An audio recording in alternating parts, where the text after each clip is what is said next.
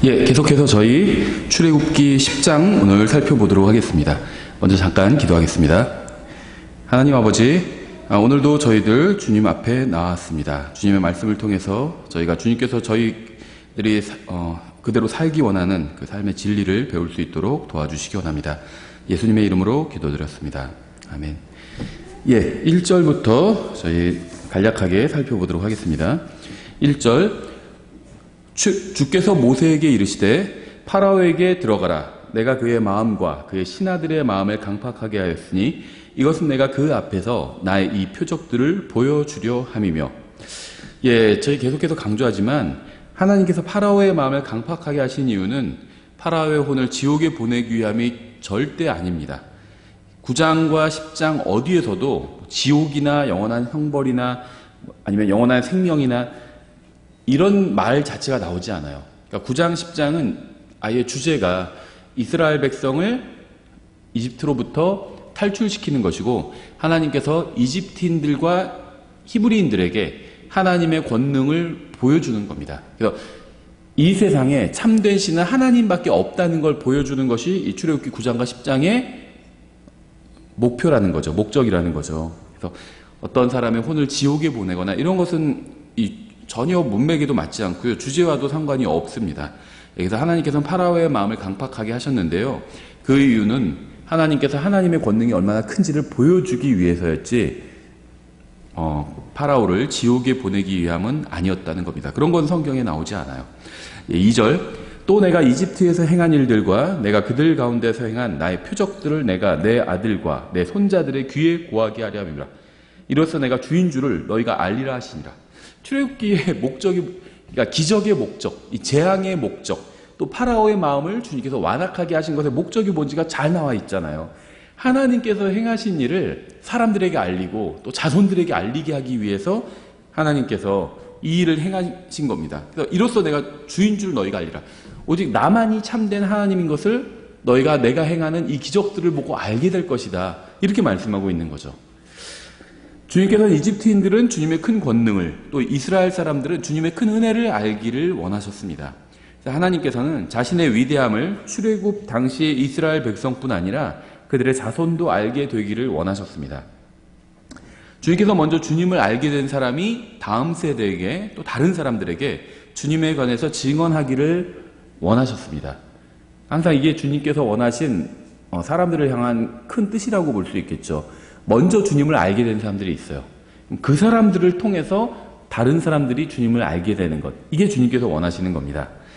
저는 제가 예수님을 알고 있고 또 그분이 저를 위해서 무슨 일을 해주셨는지 다른 사람들에게 전하는 것이 저는 즐겁습니다. 기쁘고 즐거워요. 이게 저의 일이라고 생각을 합니다. 주님께서 저의 인생에 얼마나 놀라운 일을 해주셨는지 사람들에게 전할 겁니다. 주님께서 저를 얼마나 선하게 대해주셨는지 사람들에게 선포할 것입니다. 전 사람들에게 주님의 친절과 사랑과 희생과 구원과 영원한 생명과 풍성한 삶에 대해서 알려줄 거예요. 주님께서 어떻게 해주셨는지. 이게 주님께서 저희들에게 원하시는 큰 뜻이라고 보면 됩니다. 구원받은 모든 사람들, 주님을 아는 모든 사람들을 향한 주님의 뜻은요, 우리가 다른 사람들에게 주님에 대해서 알려주는 거예요. 3절, 모세와 아론이 파라오에게 들어가 그에게 이르되 주 히브리 사람들의 하나님이 이같이 말하노라. 내가 어느 때까지 내 앞에서 내 자신을 낮추기를 거부하려느냐. 내 백성을 가게 하여 그들이 나를 섬기게 하라. 만일 내가 그리하지 아니하고 내 백성이 가는 것을 거부하면 보라, 내가 내일 내 지경 안으로 메뚜기들을 가져오리니 그것들이 지면을 덮어서 아무도 등이 땅을 보지 못하리라.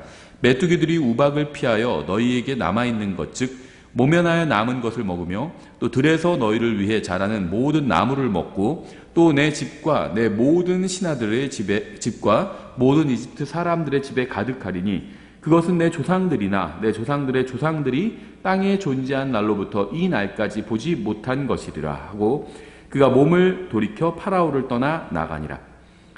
개구리가 사방에 가득한 걸 좋아하는 사람은 아마 거의 없을 겁니다. 개구리 좋아하는 사람은 봤어요. 개구리 한 마리 좋아하고, 그래서 개구리를 기르는 사람은 봤는데요. 개구리가 막 사방에 가득한 걸 좋아하는 사람은 없을 겁니다.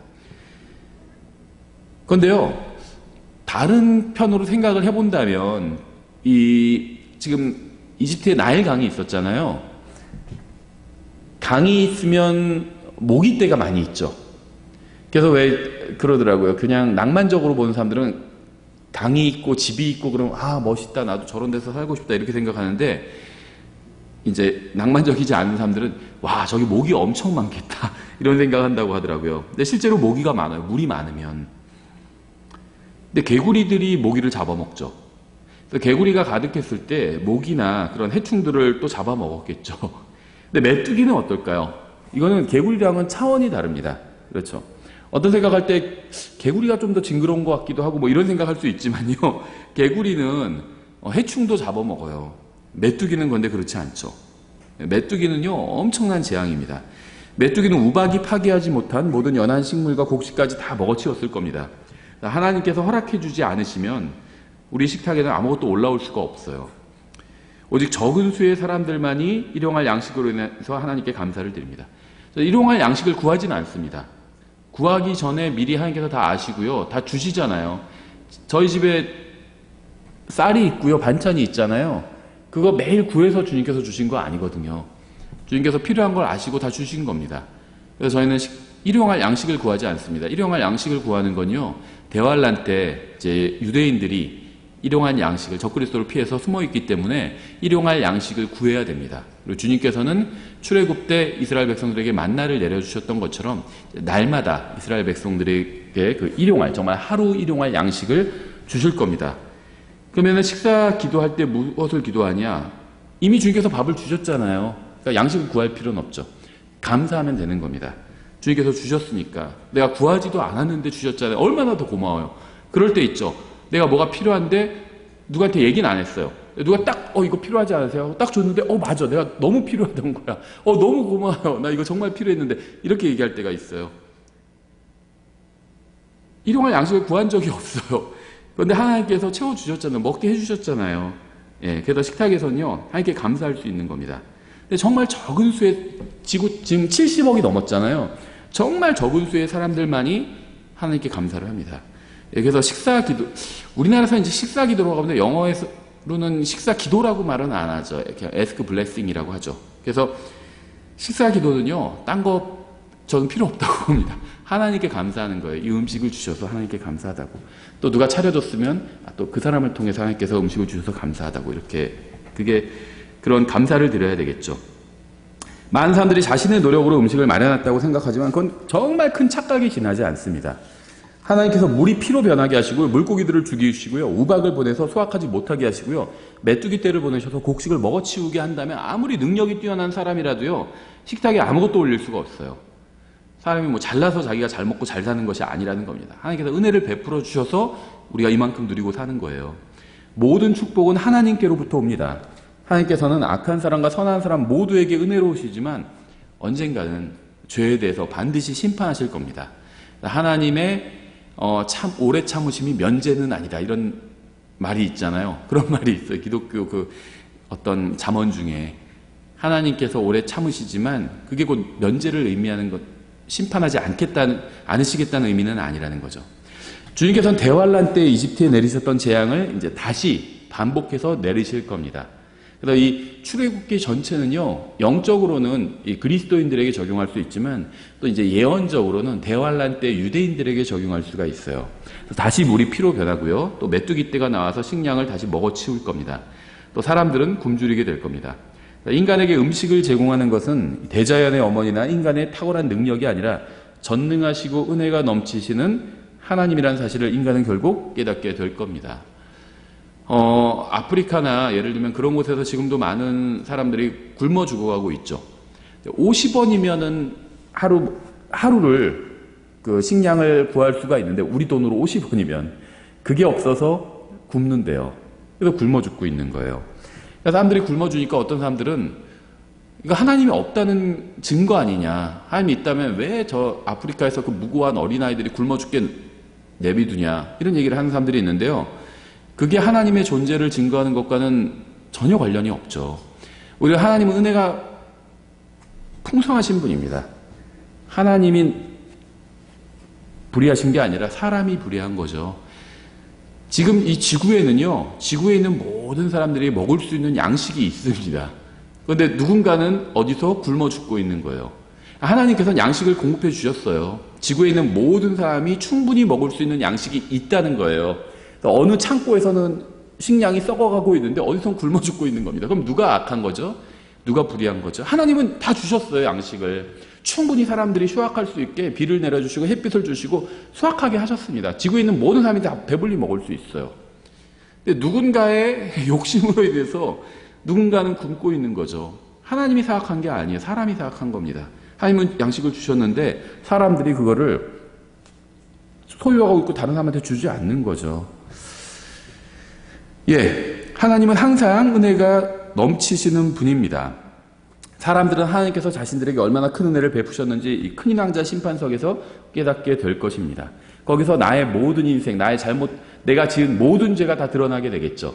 그렇게 많은 죄를 졌음에도 불구하고 하나님께서 나에게 구원받을 수 있는 기회를 계속 거듭해서 주셨구나. 이거를 큰 왕자 심판석에서 아마 비로소 깨닫게 될 거예요. 그리고 자기들이 그 자리에서 큰 왕자 심판석에서요, 자기들이 지옥에 가기에 합당한 존재라는 사실을 인정하게 될 겁니다. 어떤 목사님이 그렇게 설교하시더라고요. 아마 차라리 지옥의 큰 왕자 심판석에서 너무 민망해서 차라리 지옥에 내가 가는 게 낫겠다. 그냥 아마 지옥으로 갈 거라고, 지옥으로 가기를 원할 거라고 차라리. 그런 식으로 설교하시는 분도 봤어요. 왜냐하면 하나님께서 너무나 내 인생을 돌아보니까 하나님께서 다시 보여주시는 거죠. 심판하시면서. 내 인생을 딱 돌아보니까 하나님께서 너무 은혜를 많이 베풀어 주셨어요. 구원받을 수 있는 기회를 너무 많이 주셨고요. 하나님께 돌아올 수 있는 기회를 너무나도 많이 주셨는데 계속 그걸 거절한 거예요. 그러니까 그거를 심판석에서 딱 지켜보고 나는 지옥에 가기 합당하구나. 빨리 지옥으로 보내주십시오. 그렇게 할 거라고 얘기하는 사람들도 있어요. 그게 실제 그럴지 아닐지는 모르겠지만 다시 출애굽기 10장으로 돌아서 7절에 파라오의 신하들이 그에게 이르되 어느 때까지 이 사람이 우리에게 올무가 되리이까? 그 사람들을 가게 하여 그들의 하나님을 섬기게 하소서. 왕께서는 이집트가 멸망한 줄을 아직도 알지 못하시나이까? 메뚜기 심판이 했을 때 이미 이집트 멸망했어요. 식량이 다 사라져 버렸죠. 이 식량이라는 게 지금도 그렇지만 과거에는 어떤 국가의 국력을 상징하죠. 전쟁에서 왜 임진왜란 때 일본이 철수할 수밖에 없었는지 아시죠? 저도 국사 잘 모릅니다. 근데 이순신 장군이 우리나라를 구했다고 하는 이유가 보급론을 끊은 거잖아요. 보급을 끊어버렸어요. 해상에서 보급을 끊으니까 군대가 더 이상 뭘 할 수가 없게 된 겁니다. 그렇죠. 그러니까 이게 식량이라는 건요, 이 국가의 국력이에요. 지금도 아마 그럴 겁니다. 근데 과거에는 훨씬 더 비중이 더 컸죠. 이 식량이 어떤 국가의 힘에 기여하는 비중이 훨씬 더 컸다는 겁니다. 이 메뚜기 때가 오면서 식량을 다 먹어버렸어요. 그러니까 이집트는 멸망한 거나 마찬가지였습니다. 국력이 완전히 쇠약해졌죠. 왕께서는 이집트가 멸망한 줄을 아직도 알지 못하시나이까 하고 모세와 아론을 파라오에게 다시 데려오매 그가 그들에게 이르되 가서 주 너희 하나님을 섬기라. 그런데 갈 자들은 누구냐 하니 모세가 이르되 우리가 반드시 주를 위해 명절을 지켜야 하므로 우리가 가되 우리의 젊은이와 늙은이와 아들 딸과 양떼와 소떼와 함께 가겠나이다. 그러니까 우리 사람 전부와 우리 재산 전부를 가지고 가겠다. 이렇게 얘기한 거죠. 하매 그가 그들에게 이르되 내가 너희와 너희의 어린 것들을 보낼 때에 주가 너희와 함께 할지니라. 그 일을 조심하라. 너희 앞에 악이 있느니라. 그러야 할 수 없나니 이제 너희 남자들만 가서 주를 섬기라. 어른만 예배드리면 되지 애들까지 뭐 예배드릴 필요가 뭐가 있어. 애들은 그냥 따로 모아서 그냥 놀라고 해요. 그런 얘기 하는 거예요. 그것을 너희가 구하였느니라 하니라. 이에 그들이 파라오 앞에서 쫓겨나니라. 저는요 애들만 따로 예배드리는 게 죄다 잘못됐다 그런 얘기를 하는 건 아닌데요, 반대합니다. 왜냐하면 애들만 따로 예배드린다고 하면서 하는 게 뭐냐면 대부분 애들 데리고 노는 거예요. 제가 아는 한은 예배를 배우지 못해요. 그러니까 좀 지루해도요 앉아서 예배를 배우는 훈련을 해야 된다고 믿습니다. 저는. 그래서 제가 아는 한 많은 성경대로 믿는 교회들은요, 미국의 경우에, 우리나라는 달라요. 근데 미국의 경우에는요, 어린아이들 다 같이 예배에 참석해요. 젖먹이 아이들, 요람에 누워있는 아이들요, 바구니에 놓고 딱 옆에 놓고 예배에 참석합니다. 아이들이라고 해서 따로 모이지 않아요. 절대 모이지 않습니다. 잠옷실은 뭐 하는 데냐? 울면 데려가는 데요. 그래서 거기서 이제 젖도 주고요, 울음도 그치기 하고요. 그런 곳이 잠옷실이에요. 그 외 잠옷실에서 예배드리는 사람 킹제임 성경 믿는 교회 미국에선 거의 없어요. 우리나라 대부분 그렇게 운영하고 있죠. 잠옷실을. 애들이 주님께 경배드리는 걸 배우지 못해. 경배드리는 걸 누구한테 배워야 되죠? 부모한테 배워야 되죠. 세상에서도 그런 말이 있잖아요. 술을 어른한테 배워야 된다. 그런 말을 하죠. 술을 저 마시지 않고 술 마시는 걸 반대하지만 이해는 가요. 왜냐하면요. 술을 마시면 자제력을 잃게 되잖아요. 그러면 좀 더 어려운 사람이 있으면 좀 더 그거를 제어할 수 있게 뭐 그런 의도가 있는 것 같아요. 그런 말이. 자기들끼리 예배드리면 어떻게 될까요? 다른 걸 배울 수가 없습니다. 어른한테 배워야 돼요. 아이들이 하나님의 말씀의 의미를 모르잖아요. 어른들이 가르쳐 줘야 돼요. 같이 경배 드리는 것을 배워야 됩니다. 따로 계속 경배 드리니까 나중에 중고등학생 때도 따로 경배 드려요. 그거는 저는 합당치 않다고 생각합니다. 중고등학생들은 경배를 뭐 단축해서 한다든지 뭐 더 재밌게 한다든지 뭐 뮤지컬 형식으로 한다든지 잘못된 거죠. 파라오가 제안하는 거예요. 어른들만 가서 경배 드려라. 애들까지 데리고 가려고 그러냐. 이런 말을 하잖아요. 예. 아이들 공부만 잘하면 되지. 뭐가 그게 경배를 애들이 꼭 드려야 돼? 이런 얘기 한다는 거죠. 아이들까지 예배 드릴 필요는 없어. 이런 얘기 합니다. 아이들은 그저 어른들이 예배를 드리는 동안 다른 방에서 재밌게 놀면 돼. 마귀의 타협 아니에요, 다. 거부해야 한다고 믿습니다, 저는. 12절. 주께서 모세에게 이르시되 내 손을 이집트 땅 위에 내밀어 메뚜기들을 데려오고 그것들이 이집트 땅에 올라오게 하여 그 땅의 모든 채소 곧 우박이 남겨놓은 모든 것을 먹게 하라. 참 하나님의 심판은 철저해요. 하나님께서 우박을 내리셨죠. 남겨놓은 게 있었습니다. 우박이 다 해치지 못하는 작물이 있었죠. 이제 메뚜기를 보내신 거예요. 그럼 어떻게 되죠? 그걸 싹 이제 훑어가시는 거죠. 모세가 이집트 땅 위로 자기 막대기를 내밀매 주께서 그 땅에 동풍을 가져오사 그 온 낮과 그 온 밤에 불게 하시니 아침이 되어 동풍이 메뚜기들을 몰아오매 메뚜기들이 이집트 온 땅에 이르러 이집트의 온 지경 내에 머물며 그들을 심히 괴롭게 하였더라. 그런 메뚜기들은 그것들 전에도 없었고 그것들 후에도 없을 것이더라. 메뚜기들이 온 지면을 덮으며 땅이 어둡게 되었더라. 또 그것들이 그 땅의 모든 채소와 우박이 남겨놓은 나무들의 모든 열매를 먹었으므로 이집트 온 땅에 있던 나무나 들의 채소 중에서 푸른 것은 하나도 남지 아니하였더라. 파라오가 주님의 말씀을 거부함으로 인해서 이집트에는 전에 없던 큰 재앙이 닥쳤죠. 지금 막 이제 강요들까지 막 나서서 말릴 지경이에요, 파라오를. 이제 우리나라 이러다가 망합니다. 저 사람들 보내고 요구 조건 들어주십시오. 막 이제 그러고 있는 거예요. 이렇게 지도자 한 사람으로 인해서 민족 전체가 고통을 당하는 경우 허다합니다. 대표적인 경우 독일을 들 수 있죠. 히틀러 한 사람으로 인해서, 물론 히틀러 한 사람만은 아니지만 히물러나 무슨 뭐 옆에서 있던 또 참모들 있죠. 사악한 조언을 했던. 근데 그 히틀러 한 사람의 결정으로 인해서 수많은 무고한 사람들이 죽었잖아요. 그렇죠. 북한도 마찬가지죠. 한 사람의 결정으로 인해서요, 수많은 사람들이, 지금 그 뉴스를 보니까 정말 상황이 북한이 안 좋다고 그러더라고요. 북한이 거의 김정은 처음으로 솔직하게 얘기했잖아요. 자기네 식량 없다고. 그 무슨 말이죠? 달라 이거죠, 좀. 달라는 거예요, 식량 좀. 지금 코로나 차단하기 위해서 중국과 북한의 방역 능력이 안 되니까 중국과 북경을 아예 봉쇄해버렸잖아요. 그럼 원래 그 북경을 통해서 이제 밀무역도 오고 가고, 이제 식량이 들어오고 하는데 그걸 막아버리니까 지금 완전히 상황이 상상 이상인가 봐요. 그래서 지금 달라고 하는 거예요. 우리나라랑 미국한테 달라고 하는 겁니다. 그 한 사람으로 인해서, 물론 한 사람만은 아니겠죠. 그 당과 그 간부들이 있겠죠. 그 소수의 사람들로 인해서 전체 많은 사람들이 고통 중에 있잖아요. 그렇죠. 그러니까 하나님 앞에서요, 더 큰 심판을 받게 될 겁니다. 이제 그런 사람들이 큰 자예요. 국가를 운영하는 사람들 있죠. 그 사람 뭐 선하든 악하든 상관없어요. 국가를 운영하는 사람들, 대통령들, 독재자들, 이런 사람들이 큰 사람들입니다. 큰 자입니다. 우리 같이 평범한 사람들이 작은 자예요. 구원받지 못한 큰 자와 작은 자가 다 하나님의 심판대 앞에 서 있잖아요. 그렇죠. 큰 자들은요, 더 큰 심판을 받게 될 겁니다. 16절. 이에 파라오가 모세와 아론을 급히 불러 이르되 내가 주 너희 하나님과 너희에게 죄를 지었으니 그런즉 이제 원하건대 내 죄를 이번에 한 번만 용서하고, 참 어리석죠. 주 너희 하나님께 간구하여 이 죽음만은 내게서 떠나게 하라 하므로, 인간은 감당할 수 없는 큰 위기가 닥쳐야 하나님을 찾는 신용을 해요. 그때 가서야 이제 이것을 정말 제거해 주시면 제가 하나님을 그때는 믿겠습니다. 교회 나가겠습니다. 제 재산의 그렇죠. 10분의 1을 드리겠습니다. 많이 주겠다는 얘기는 안 해요. 그래도 혹시 또 진짜로 이거 하나님께서 해결해 주실 수도 있으니까. 파라오는 어리석게도요, 주님을 찾지 않고 주님을 아는 사람에게 자신을 대신해서 주님께 간구해 줄 것을 부탁했습니다. 기도 부탁할 수 있어요. 기도 부탁하는 게 잘못된 건 아니죠. 제일 중요한 건요, 자기 문제는 자기가 기도해야 돼요.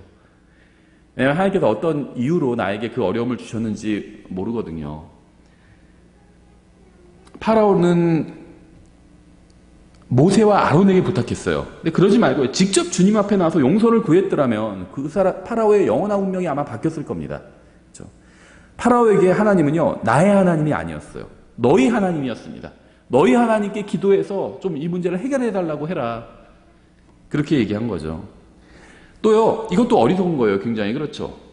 자기가 하나님의 능력을 봤으면, 지금 하나님께서 이렇게 하셨다는 걸 알게 됐잖아요.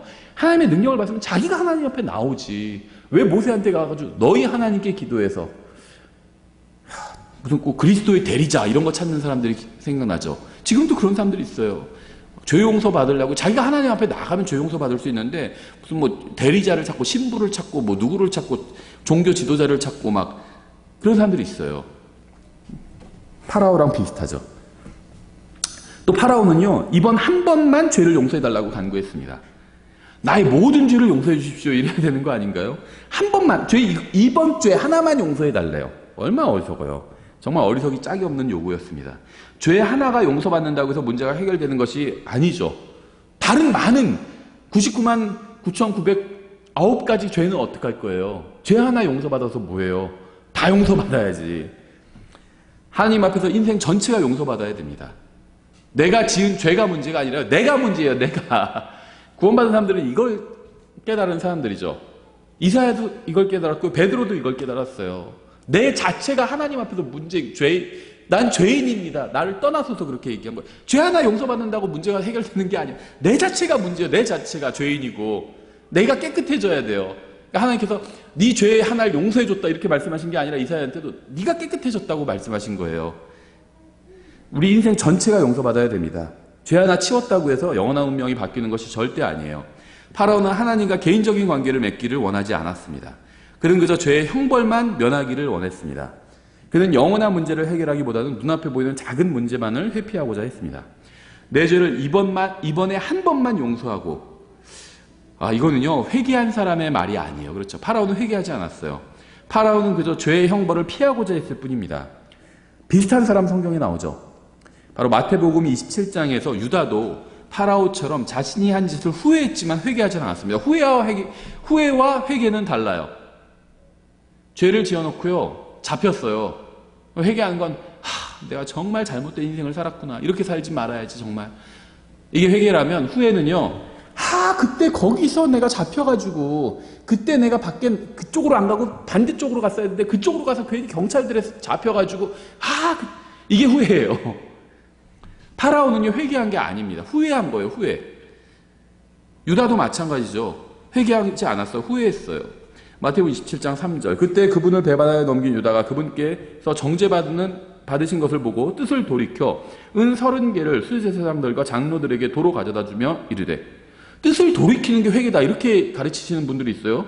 뜻을 돌이키는 건 회개가 아니에요. 유다도 뜻을 돌이켰잖아요. 회개하지 않았어요. 뜻을 돌이키는 건 좋은 겁니다. 잘못된 길을 가다가 뜻을 돌이키는 건 좋은 거예요. 근데 뭐가 문제죠? 바른 길을 가야죠. 내가 잘못된 길을 가고 있어요. 근데 이상하다? 내가 지금 잘못된 길을 갖고 있구나. 이걸 깨달을 때가 있어요. 어떤 사람은 막 잘못된 길을 계속 갑니다. 그건 잘못된 거죠. 근데 잘못된 길을 가다가 딱 내가 뭔가 이상해. 내가 이 길로 가면 안 되는데. 그래서 딱 멈췄어요. 일단 돌이켰어요. 그럼 해결된 건가요? 아니죠. 바른 길을 가야죠. 뜻을 돌이키는 것으로는 충분하지 않아요. 하나님께 나와야 돼요. 하나님께. 유다는 뜻을 돌이켰지만 회개하지는 않았습니다.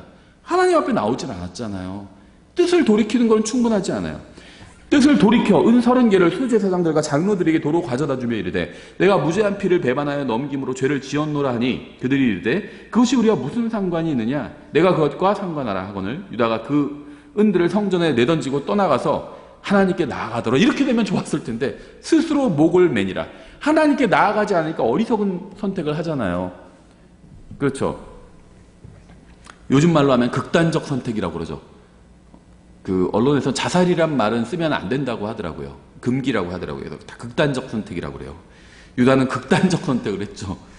어리석은 겁니다. 뜻을 돌이켰으면 하나님께 나아가야죠. 그게 회개의 완성이에요. 하나님께 나아가지 않으면요, 그건 그냥 뜻을 돌이켜도 회개한 것이 아니라 후회한 겁니다. 유다는 자신이 잘못했다는 것은 알았습니다. 자신이 죄를 지었다는 사실을 알았어요. 그는 자신의 행위를 되돌리려고 했습니다. 하지만 회개하지는 않았어요. 그래서 그는 하나님께 나아가지 않았던 겁니다. 그는 목을 메어 자살하지 말고 주님 앞에 나가서 용서를 구해야만 했습니다. 그는 예수님께서 얼마나 은혜와 긍휼이 풍성하신 분인지 잘 알고 있었어요. 많은 사람들이 예수님 앞에 나와서 용서받는 것을 보았습니다. 눈먼 자가 값없이 눈을 뜨고 다리 젖는 자가 값없이 고침을 받고 나인성 가부의 아들이 아무런 대가 없이 살아나고 사마리아 여인이 값없이 용서받는 것을 유다도 봤어요. 유다는 예수님께서 행하신 일과 하신 말씀을 알고 있었습니다. 하지만 그는 주님께 나와서 용서를 구하지 않고요, 자신의 방법대로 행했습니다. 파라오처럼 어리석은 선택을 한 거죠. 어떤 사람들은 유다는 마귀였기 때문에 회개할 수는 없었을 것이다, 이렇게 얘기하는 분들도 있는데요. 저희가 시간이 지금 그걸 다 설명할 수는 없지만요, 회개할 수 있었어요. 왜냐하면은 마치 침례인 요한에게 엘리야의 영이 들어가는 것처럼 유다도 그런 관계였다고 보시면 돼요.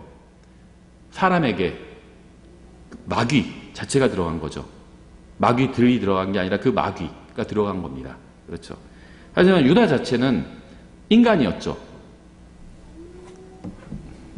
물론 이게 좀 어려운 주제이긴 합니다. 왜 그러냐면요, 예수님께서 유다를 보고 친구라고 하셨잖아요. 그건 인간 유다에게 하신 거예요. 마귀에게 넌 내 친구다 이렇게 말씀하신 게 아니거든요. 겟세마네에서 유다가 사람들 몰고 와서 예수님 잡으러 왔을 때 유다를 친구라고 부르셨거든요. 마귀를 보고 마귀는 내 친구지, 친구야, 예수님께서 그렇게 말씀하신 게 아니라는 겁니다. 예, 이건 나중에 저희가 기회가 되면 좀 더 설명하고요. 여기서는 주제는 아니니까 넘어가도록 하겠습니다. 왜냐면 제가 이렇게 얘기하면은 어떤 분은 유다는 마귀인데 그것도 모르고 이렇게 가르친다, 유다가 뭐 회개할 수 있었을 거라고 가르친다, 이렇게 얘기하는 분들이 있기 때문에 제가 얘기한 거고요. 저는 지금 누가 이 성경 공부를 듣고 있는지 몰라요. 하지만 하나님께서는 아시죠. 저는 여러분이 무슨 짓을 했는지도 모릅니다. 하지만 하나님은 아세요. 저는 여러분이 어떤 인생을 어떻게 살아왔는지 모르지만 하나님은 아십니다. 만약 여러분 앞에 파라오처럼 엄청난 문제가 있고요, 유다처럼 엄청난 죄가 있다면 하나님 앞에 나와야 합니다. 주님께서는 여러분이 하나님을 찾게 하기 위해서 문제를 보내셨어요. 하나님께서는 여러분을 만드시고 여러분이 생명을 유지할 수 있도록 은혜를 베풀어 주셨습니다. 주님께서는 여러분을 구원하기 원하시고요, 친구가 되기를 원하시고요, 동행하기를 원하시고요, 모든 진리를 여러분에게 가르쳐 주기를 원하십니다. 그리고 이 모든 것을 여러분의 선택에 맡기셨어요. 파라오나 유다처럼 어리석은 선택을 하지 말아야 되겠죠. 계속해서 18절, 그가 파라오를 떠나 나가서 주께 간구하매 주께서 강하고 강력한 서풍을 일으키시니 그것이 메뚜기들을 가져다가 홍해에 던져 넣음에 이집트의 온 지경 내에 메뚜기가 하나도 남지 아니하니라. 그러나 주께서 파라오의 마음을 강팍하게 하셨으므로 그가 이스라엘 자손을 가게 하지 아니하였더라. 주님께서 일하시자 모든 메뚜기가 사라졌습니다. 그렇죠. 하나님께서 일하시면요, 모든 문제가 해결이 됩니다. 인간의 계획이나 의견은 중요하지 않아요. 하나님께서 일하시는가 일하지 않으시는가, 이 문제만이 의미가 있습니다. 하나님께서는 재앙을 가져오기도 하시고요, 다시 가져가기도 하십니다. 문제를 주기도 하시고요, 문제를 해결하기도 하십니다. 이 모든 것은 사람이 하나님의 권능을 알고 주님 앞에 나와서 용서를 구하고 관계를 회복하게 하기 위함이에요. 문제를 주신 이유가 사람을 괴롭히기 위함이 아니라 하나님께 나오게 하기 위함입니다. 문제를 주지 않으면 하나님께 나올 생각을 안 해요. 구원받은 사람이든 구원받지 못한 사람이든 마찬가지예요. 그래서 하나님께서 문제를 주시는 겁니다. 물과 메뚜기와 이와 우박과 물고기와 개구리는 모두 주님의 거예요. 주님께서 모든 것을 소유하고 계시고 통치하고 계십니다. 우리는 재앙이 아닌 모든 것을 주관하시는 주님의 손을 볼 수 있어야 합니다. 주님께서는 자신의 창조물을 사용하셔서 인간에게 복을 주기도 하시고요, 재앙을 주기도 하십니다. 인간은 창조자 하나님 앞에서 겸손하게 나와서 주님을 인정해야 돼요.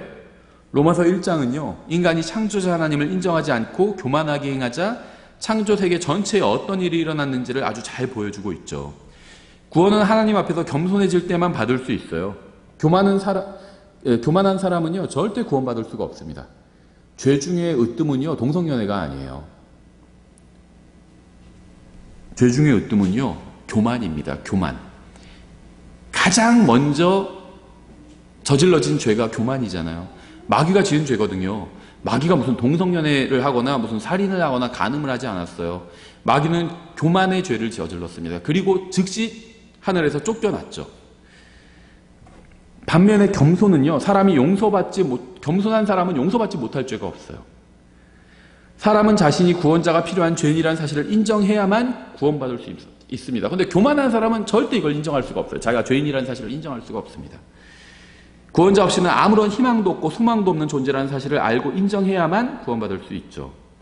하나님께서는 이집트인들과 이스라엘인들의 교만을 꺾기 위해서 재앙을 보내시고요, 놀라운 기적을 행하셨습니다.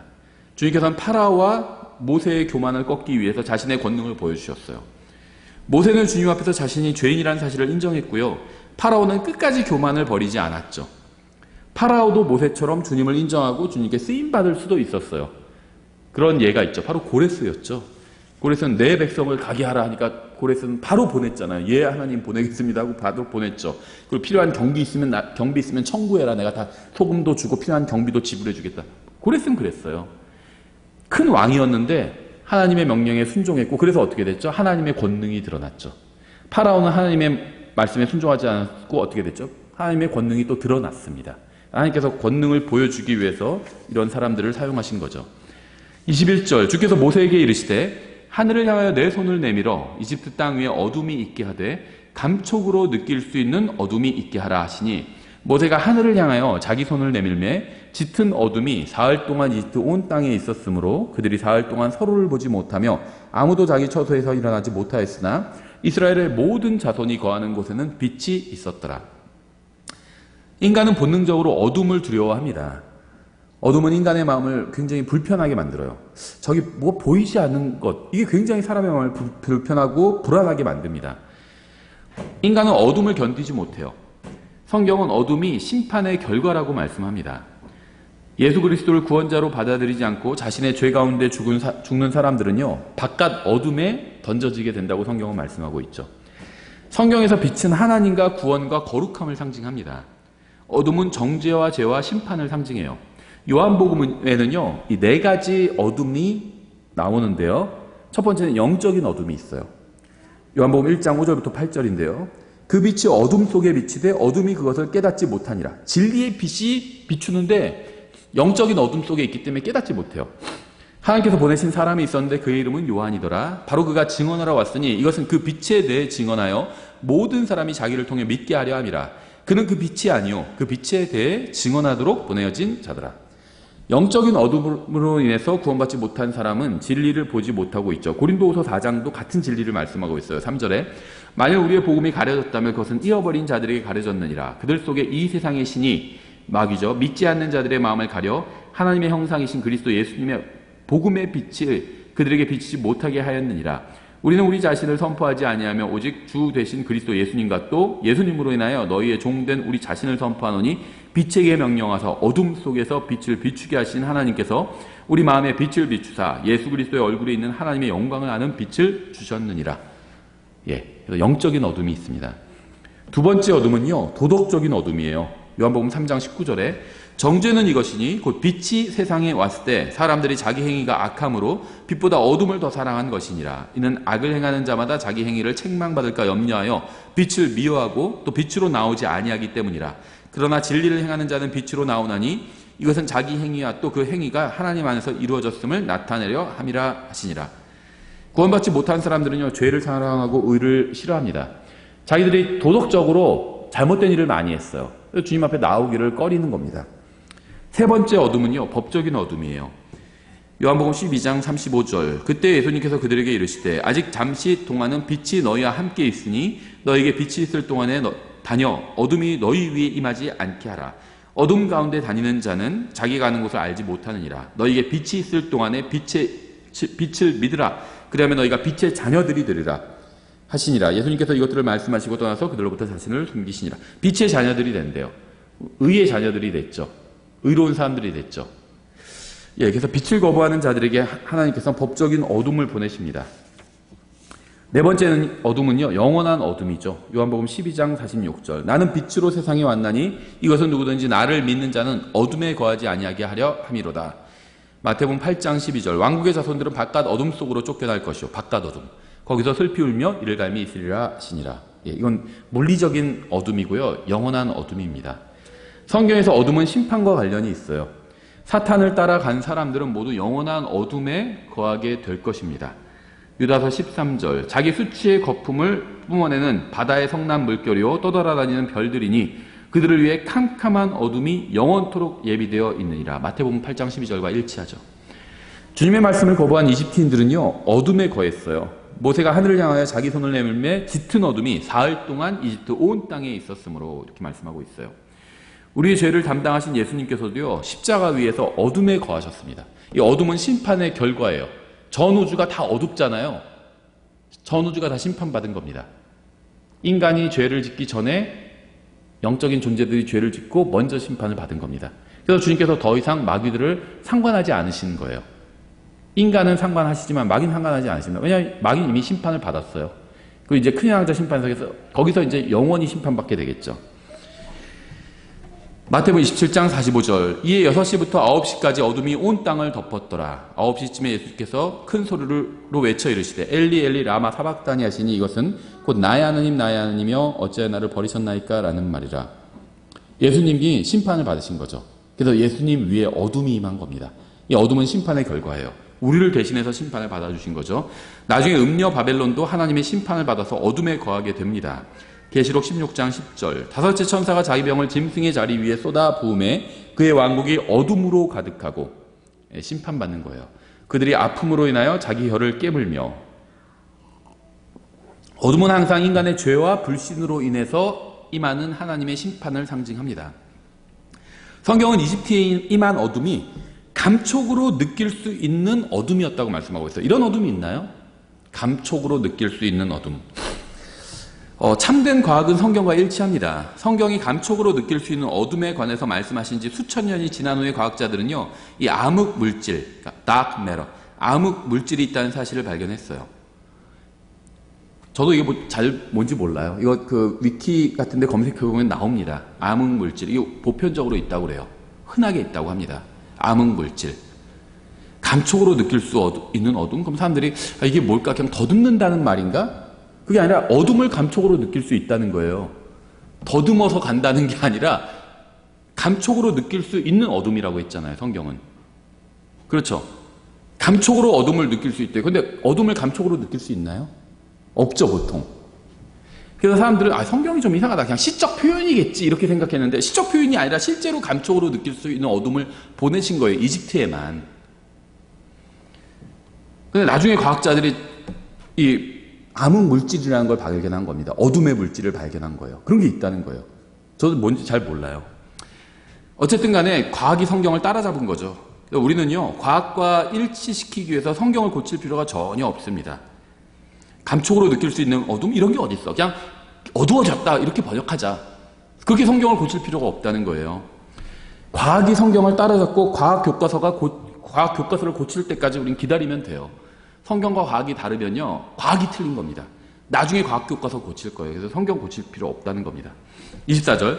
파라오가 모세를 불러 이르되 너희는 가서 주를 섬기되 오직 너희의 양떼와 소떼는 두고 너희의 어린 것들은 또한 너희와 함께 갈지니라 하니. 파라오는 마귀를 상징합니다. 마귀는 주님을 섬기러 가지 말라고 말하지는 않아요. 마귀는 처음에는요, 주님을 섬기러 가되 세상을 떠나지는 말라고 합니다. 마귀의 제안을 거절하면요, 세상을 떠나서 가는 건 좋은데 너무 멀리 떠나지는 말라 그래요. 또 거절하면요, 어른들만 섬기러 가라고 합니다. 또 거절하면요, 재물은 놔두고 주님을 섬기라고 그래요. 야, 교회 가서 시간 보내고 다 하나님 믿으면 됐지 뭐 그렇게 헌금할 필요까지 있냐, 그런 얘기 하는 거죠. 마귀는 재물이 있는 곳에 마음이 있다는 사실을 알기 때문이에요. 성경은요, 재물이 있는 곳에 마음이 있다고 말씀하고 있어요. 예. 나는 하나님께서 내 마음만 받으시겠지. 물론 하나님께서 내 사정을 아시죠. 없는 데서 하나님께 드릴 필요는 없습니다. 하나님만 아세요. 그래서 성경은요, 인색하지 않게 주님께 드리라고 말씀하고 있죠. 그건 기준이 다 달라요. 그렇죠. 똑같은 금액이라도 어떤 사람한테 똑같은 10,000원을 헌금해도요, 10만 원을 헌금해도요, 어떤 사람한테는 그게 풍성한 것일 수 있고요, 어떤 사람은 굉장히 인색한 것일 수 있어요. 그렇죠. 재물이 있는 곳에 마음이 있다고 말씀하셨어요. 예, 이건 각자에게 적용하는 거죠. 각자에게. 마귀는 우리가 자신을 주님께 전적으로 내어드리고 주님의 말씀대로 살지만 않는다면 우리가 교회에 다니고 성경을 읽는 것은 상관하지 않습니다. 마귀는 우리가 종교 생활을 하는 것이 믿음으로 사는 것인 양 속입니다. 우리는 종교를 갖거나 교회에 다니거나 성경을 읽거나 헌금을 했다는 이유로 하나님께서 기뻐하실 것이라는 마귀의 속임수에 넘어가지 말아야 합니다. 전부를 드려야 돼요. 전부를. 그러기 저기는 하나님께서 기뻐하지 않으십니다. 우리의 일부를 들어서는 안 돼요. 굉장히 중요한 말씀이 나오는데 25절에 모세가 이르되 우리가 주 우리 하나님께 희생물을 드리도록 왕이 반드시 우리에게 희생물과 번제 헌물도 주셔야 할 터인즉 우리의 가축도 우리와 함께 가고 발굽 하나도 뒤에 남겨둘 수 없네. 소 한 마리 남겨둘 수 없는 건 당연하고요. 소에서 발굽 하나도 남겨둘 수 없다는 겁니다. 그렇죠. 이런 자세를 가져야 돼요. 우리는 반드시 그 중에서 우리 주 우리 하나님을 섬겨야 하나이다. 우리가 거기에 이르기 전에는 우리가 반드시 어떤 것으로 주를 섬겨야 할지 알지 못하나이다 했다. 뭘로 주님을 섬겨야 될지 모르기 때문에 다 갖고 가야 됩니다. 이런 얘기를 하는 거죠. 우리 하나님을 섬겨야 합니다. 우리의 재능과 시간과 재물과 인생으로 주님을 섬겨야 돼요. 우리의 모든 것으로 주님을 섬겨야 됩니다. 주님은 우리가 모든 것을 다해서 주님을 섬기기를 원하십니다. 예수님께서 그 얘기를 하시되 너는 내 마음을 다하고 혼을 다하고 생각을 다하여 주 내 하나님을 사랑하라 이렇게 말씀하셨잖아요. 주님은 우리의 일부가 아닌 전부를 통해서 섬김을 받으시기에 합당하십니다. 우리의 모든 것은 주님을 섬기는 데 사용되어야 합니다. 발굽 하나도 남겨둘 수가 없어요. 우리가 가진 모든 것을 가지고 주님을 섬겨야 돼요. 우리가 반드시 어떤 것으로 주님을 섬겨야 할지 알지 못하나이다. 우리는요, 주님께서 우리의 어떤 것을 사용하실지 우린 몰라요. 그렇죠. 따라서 우리는 우리가 가진 모든 것으로 주님을 섬겨야 돼요. 우리는 주님께서 우리의 재능과 재물과 인생 중 무엇을 얼마나 사용하실지 모릅니다. 그래서 우리는 우리의 전부를 주님께 완전히 내어드려서 주님께서 원하시는 걸 골라 쓸 수 있게 해야 된다는 겁니다. 우리가 골라서 이건 좀 좋은 거니까 내가 나비도 숨겨놓고 그 다음에 이건 좀 안 좋은 거니까 주님께 내어드려서 주님께서 쓰시게 하자. 이렇게 하면 안 된다는 거예요. 전부를 다 드려야 된다는 겁니다. 그럼 그 중에서 주님께서 골라서 쓰신다는 거예요. 27절 그러나 주께서 파라오의 마음을 강팍하게 하시니 그가 그들을 가게 하지 아니하니라. 파라오가 그에게 이르되 너는 나를 떠나고 스스로 조심하여 다시는 내 얼굴을 보지 말라. 내가 내 얼굴을 보는 날에는 죽으리라 하매 모세가 이르되 잘 말씀하셨나이다. 내가 다시는 왕의 얼굴을 또 보지 아니하리다 하니라. 모세와 파라오는 이렇게 서로에게 경고를 했죠. 주님께서 내리신 9가지 재앙은요, 히브리인들의 신이 이집트인들의 신보다 위대함을 보여주는 것이었습니다. 그리고 이제 11장이 남았고 11장에서 이제 이 재앙의 하이라이트죠. 그래서 장자의 재앙을 주님께서 내리시면서 이집트를 심판하십니다. 오늘 여기까지 보겠습니다.